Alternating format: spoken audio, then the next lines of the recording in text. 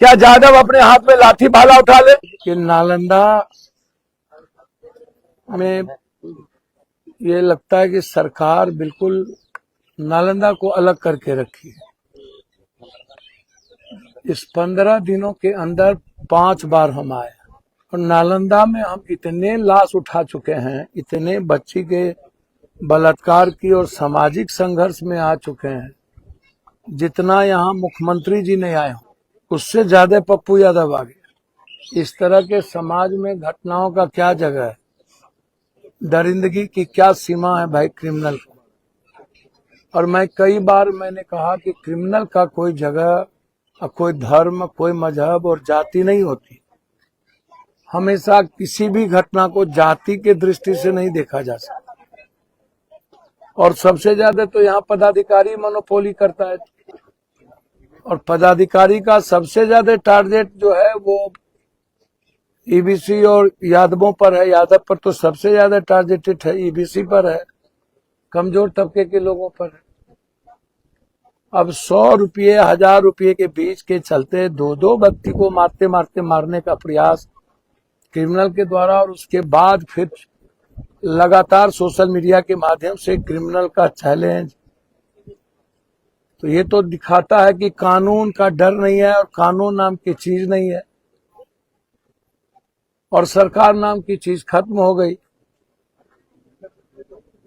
जिस बच्चे की यहाँ हत्या हुई है, अभिषेक यादव, चिंटू नहीं, नाम तो घर का अलग है ना, चिंटू यादव, और एक लोग अस्पताल में जिंदगी मौत के साथ जूझ रहे, दोनों मर जाते। हम घटनाक्रम में नहीं आए, हमें लगा कि कोई इतनी बड़ी घटना, इसकी पुनरावृत्ति दोबारा ना हो और न्याय मिले इसे। हम न्याय के परिप्रेक्ष्य में इस परिवार को और समाज को न्याय मिलनी चाहिए। मैं देखता हूं कि आज के डेट में बिहार में कुछ कमजोर तबके की जाति और यादव इस तरीके से नजरअंदाज करते सभी लोग, सत्ता पक्ष विपक्ष सब लोग मौन। सिवान में 3 इनकाउंटर हुए, सोनू यादव का, छोटू यादव का और एक कुशवाहा का। तीनों का कोई माँ बाप नहीं और तीनों काउंटर गलत हुआ। 4-4 गोली सीना में इनकाउंटर में नहीं लगती है और कोई उस पर बोलने को तैयार नहीं था, न आज भी बोलने को तैयार है। कल एक मनीष यादव के भतीजे की हत्या कर दी गई बेगूसराय में, एक बच्ची का लाश मिला एक बड़े बोरा में। लगातार जिस तरीके से बिहार में अब धार्मिक और मजहबी उन्माद से ज्यादा जातीय उन्माद की शुरुआत हो गई और ये सरकार के व्यवहार के कारण जातीय उन्माद बढ़ता जा रहा है।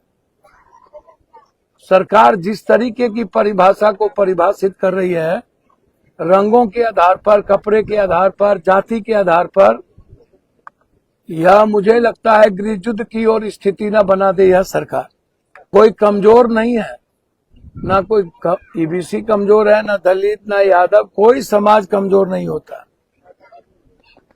लेकिन हर कीमत पर जातीय तनाव इस बिहार में नहीं बढ़नी चाहिए।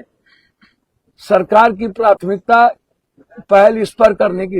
हम विकास की बात कर ही नहीं रहे हैं, हम सिर्फ झूठ पे झूठ, झूठ पे झूठ बोलते जा रहे हैं। 8 दिन हो गया इस चिंटू यादव को न्याय नहीं मिली। यह लड़का कल आर्मी में भर्ती हो सकता था, इसके एक भाई आर्मी में भर्ती हुए। भाई जो क्रिमिनल है उसकी तो गिरफ्तारी हो, आपने स्टेटमेंट ले लिया तो फिर गिरफ्तारी 8 दिनों में क्यों नहीं? क्या निकल गया? या यादव होना गुनाह है? या यादव की मौत खीरा ककड़ी कुत्ता बिल्ली की तरह होते रहे, कोई कानून नहीं है? क्या समाज में यादव और कमजोर तबके के लोग बिल्कुल कानून और संविधान से बाहर हो गए?